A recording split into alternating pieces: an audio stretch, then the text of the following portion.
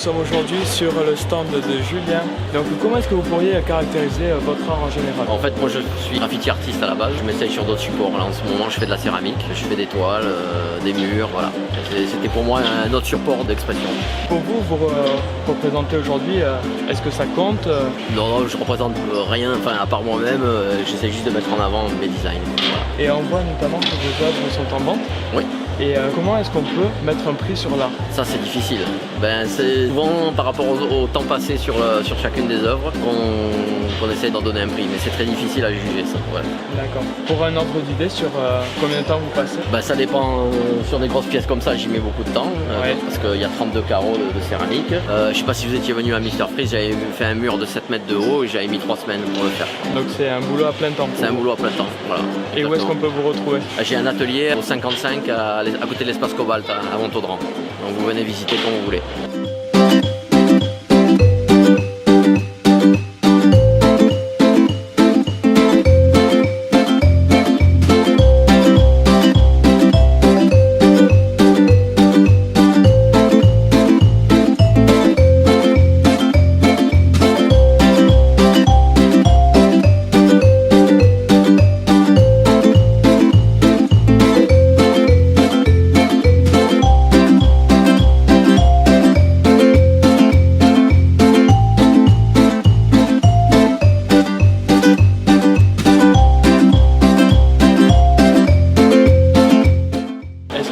Elles sont orientées pour un style féministe ou vous peignez juste la femme parce que vous aimez la femme?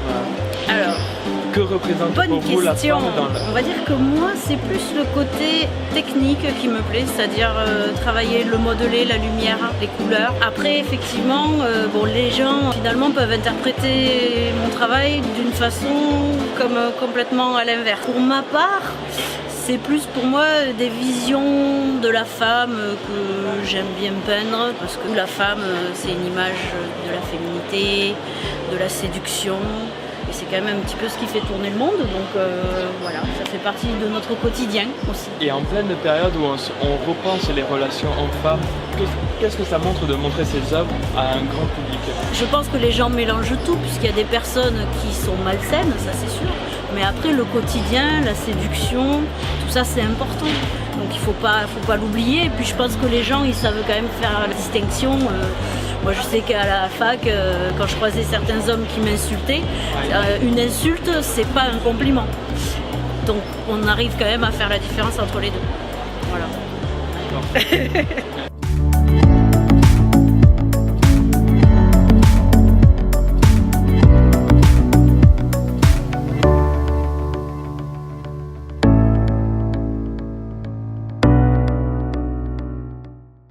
Notre but comme galerie, c'est d'apporter ici en Europe et en France un art de l'Amérique latine qui n'est pas purement décoratif, parce que des fois l'art de l'Amérique latine tombe dans ce côté de curiosité, de souvenir de voyage. On voulait un art qui est plaisant pour voir, qui a une forme, mais aussi qui a un fond, qui a un message critique, un message de lutte à transmettre. On a ce peintre-là, péruvien, Ignacio Poblet. Ses peintures nous présentent une gamme de couleurs très joyeuse, mais finalement c'est pour transmettre un message critique, un message de lutte. Par exemple ici dans ce tableau-là, on voit une grenouille qui représente la faune, la flore, la biodiversité locale, mais qui représente aussi le peuple. Elle se trouve sur cette boîte. Cette boîte c'est un jeu local qui s'appelle Sapo. Le but du jeu c'est de lancer des disques pour gagner des points dans des trous. On voit que ces trous sont bouchés par des pierres tombales et chacune nous montre un des problèmes de la forêt amazonienne. L'extinction de certains oiseaux, la destruction de la forêt pour chercher des matières premières par exemple, le glyphosate dans les rivières, la pollution directement des sources d'eau, l'élevage de bétail extensif, la destruction de la palma acera pour avoir de l'huile de palme. Et on voit comment ce peuple se trouve sur cette sorte de véhicule, sur ce jeu d'intérêt politique, ce jeu d'intérêt purement économique. Et c'est un véhicule qui va extrêmement vite, qui chute rapidement, et le peuple ne peut rien faire pour l'arrêter ou changer le rythme de ce véhicule. Ce véhicule qui est poussé par ce vœu industriel, ce vœu purement d'entreprise, ce vœu de corporation internationale. Mais ce n'est pas un tableau purement pessimiste.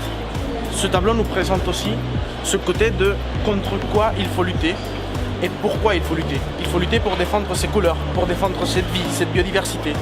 Et c'est le but de l'auteur, attirer l'œil pour ensuite transmettre un message critique, un message de lutte et un message de changement.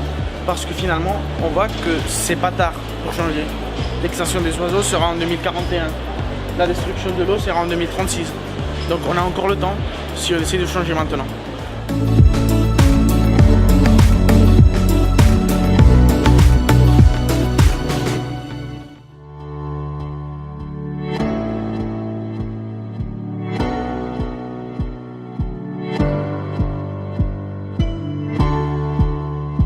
Au départ, il y a une passion, le cheval, un métier, maréchal ferrant, qui consiste à mettre des fers au pied du cheval et donc en les chauffant.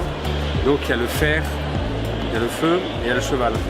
Et maintenant je m'exprime, je crée essentiellement des chevaux, mais pas que. Et il y a toujours le cheval, le fer et le feu, et la passion.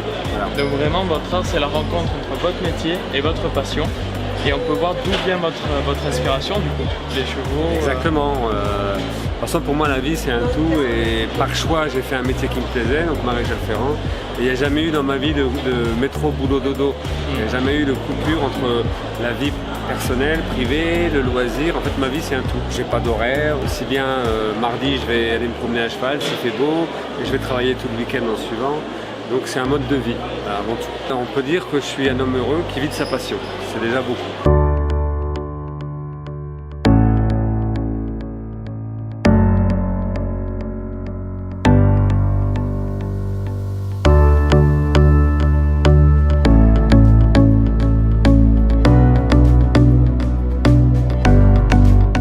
De base, c'est une histoire c'est très simple. En fait, moi de base, j'ai toujours été fasciné par les mannequins dans les vitrines, qui sont donc les femmes en plastique dans les vitrines des magasins, et je me suis vertué à être portraitiste et à réaliser leurs portraits en jouant avec le reflet dans les vitrines pour les rendre vivantes, puisque je les réintègre dans l'univers urbain qui est le nôtre.